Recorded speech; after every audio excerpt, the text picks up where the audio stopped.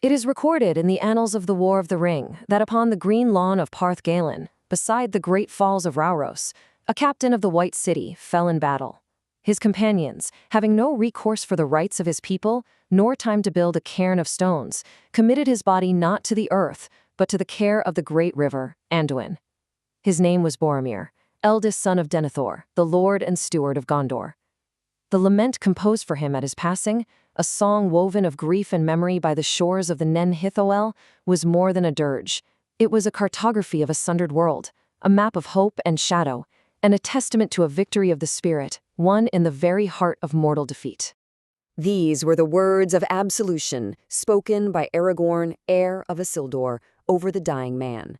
Not words of comfort alone, but the judgment of a king, discerning a truth hidden beneath the ruin of the moment. For to all outward seeming, this was a moment of utter failure.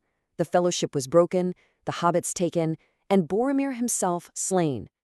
Herein we shall consider how this moment of seeming failure was in truth a victory of the highest order, a victory best understood through the lament sung in his memory, a song of three winds and a silence more profound than any verse. To comprehend the nature of this victory, one must first consider the state of Boromir's spirit, his fia, in his final hours. For he had, but a short while before his death, fallen to the deep and ancient temptation of the One Ring, seeking to wrest it from Frodo, the ring-bearer, by force upon the high seat of Amon Hen. It was a failing driven not by simple malice, but by a desperate, prideful love for his city, Minas Tirith, and his people who stood upon the very precipice of ruin. He saw only the gathering darkness in the east and the waning strength of his own land, and in his despair he reached for a power he could not hope to command. Yet, in the face of the Uruk-hai of Isengard, he did not flee. Left alone with the bitter knowledge of his trespass, he cast himself into a final, hopeless battle to defend the younger hobbits, Meriadoc and Peregrine. He sounded the great horn of Gondor, the heirloom of the House of Hurin, crafted by the dwarves and given to Vorondil the Hunter long ago. Its call echoed from the hills and across the river, a defiant challenge to the servants of Shadow, until at last it was cloven in two by an orc blade. He fought on, his shield broken and his sword notched, buying with his very life the precious moments that allowed the ring-bearer to escape not only the enemy but the very lure of the fellowship itself. His confession to Aragorn was met not with condemnation but with the grace of a king. In these final moments, Boromir's ultimate sacrifice redeemed his grievous failing. He had wrestled against the despair that the ring had sown in his heart, a despair rooted in his fierce love for Minas Tirith and his fear for its fate. The ring had offered him the strength to protect his people, a lie that preys upon the noble. By admitting his fault and giving his life for others, he cast the shadow from his own heart. And in this last defiant stand, he found his conquest, not over orcs, but over himself. As time and circumstance did not permit a proper burial upon the hard ground of Amon Hen, his companions fashioned for him a funeral bier upon the water.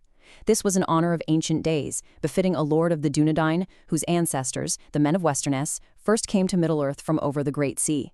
They laid him in a slender elven boat of Lorien, a vessel of grace for his final journey, and arrayed him as a chieftain for his last voyage, committing him to the sacred currents of the river Anduin, the great river that flows from the north, past the Golden Wood, and through the heart of Gondor itself.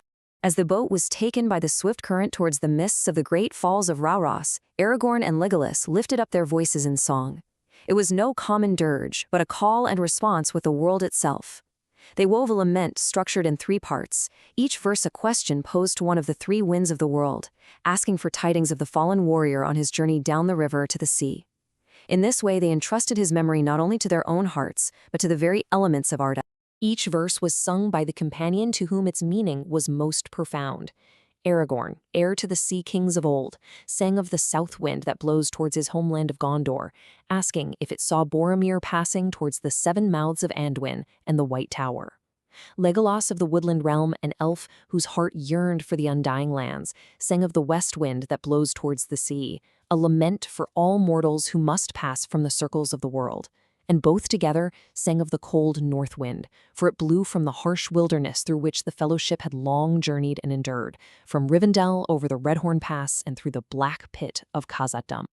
Yet there are 4 cardinal points to the compass of the world, and while 3 were given voice in solemn verse, The fourth was met with a profound and deliberate silence. 3 winds were questioned for their tidings, for in them some memory of good or of shared hardship still resided.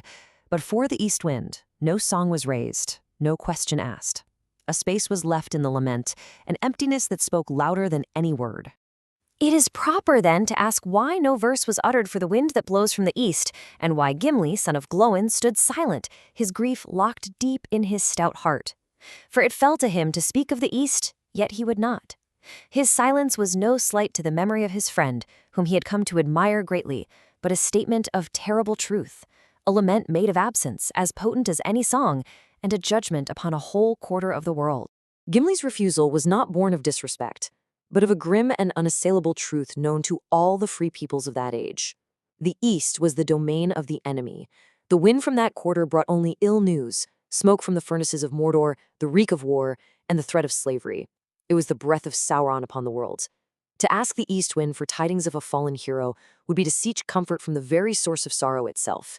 It would be an act of folly and despair. To fully understand this resident silence, one must delve into the deep lore of the elder days. For the East was not always a land of shadow. Indeed, its significance was once one of light and beginning. Its fall and corruption is one of the deepest and most sorrowful wounds inflicted upon Ardamard, a long defeat that began before the first rising of the sun. Ancient lore tells that it was in the far east, by the starlit waters of Cuvienen, that the firstborn, the elves, first awoke. The east was the direction of origin, but it was there also that the shadow of Morgoth, the first Dark Lord, first fell upon them. His fortress of Utuno was in the northeast, and his malice poisoned those lands. Later, his great servant Sauron chose the land of Mordor, ringed with mountains, to be his own fortress. The wind that should have carried the memory of starlit now carried only the foul reek of Orodruin, Mount Doom, and the dreadful whisper of Sauron's commanding will. Thus the cradle of the elves became the forge of their eternal foe. And so we return to Aragorn's pronouncement of victory over the fallen captain. Boromir's final triumph was not one of the sword, for he was slain and the hobbits were taken captive. It was a victory of the Fëa, the spirit, a final conquest over the creeping despair that ever blew from the shadow in the east. He had faced the greatest test of the will that any of the fellowship had yet endured, and though he fell in body, he was victorious in spirit. To fully comprehend his victory, we must consider the Eldarin distinction between 2 forms of hope, a piece of wisdom preserved in the lore of the Atherbath Finrod a Undreth. There is Amdir, which is hope based upon reason, expectation, and evidence. It is the hope of a general who sees his numbers are strong. But there is also Estel, a deeper and more fundamental trust, a faith that endures even when all evidence points to ruin and all worldly hope is lost. It is a trust in the ultimate goodness of the design of Eru Ilúvatar. Boromir was a man who lived by Amdir. He hoped for the victory of Gondor's arms, for strength to prevail. But the overwhelming evidence of Mordor's might wore that hope thin, driving him to clutch at the ring's false promise of power. Amdir had failed him, and he fell into despair. In his last moments, however, pierced by many arrows, he cast aside that failing hope and found Estel. He entrusted the fate of his people to Aragorn, the rightful king he had doubted, and died in the simple trust that his sacrifice held a meaning beyond his own sight. In this act, he truly conquered despair. His final journey upon the river was thus a symbolic return to his origins.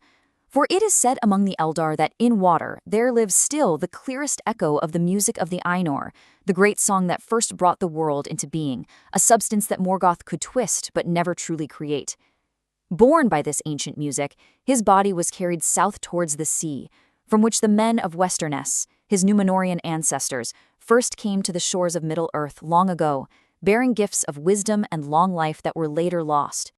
Many nights later, his younger brother, Faramir, a man of gentler nature but deeper sight, was keeping a lonely watch on the same river many leagues to the south, at the ruined city of Osgiliath. It was there he saw the boat pass by in a vision. The grey elven craft, with his brother laid within and the cloven horn upon his breast, drifted past in the darkness, a waking dream. The river itself seemed to bear witness that the lament had been heard, that the sacrifice had been accepted, and that Boromir's spirit had, at last, found peace. The lament for Boromir, therefore, serves not only as a memorial for one fallen hero, but as a chronicle of the state of the world itself, It speaks of a world of profound beauty and yet deep sorrow, where true victory is found not in the avoidance of death, but in facing it with unshakable Estelle. It is a song of three winds that still carry the memory of hope. From the north, the memory of endurance. From the west, the memory of light. And from the south, the memory of home. And it is a song containing a silent, solemn acknowledgement of a fourth that blows from a shadow that is, in the end, as Samwise Gamgee would later perceive from the heart of that dark land, only a small and passing thing.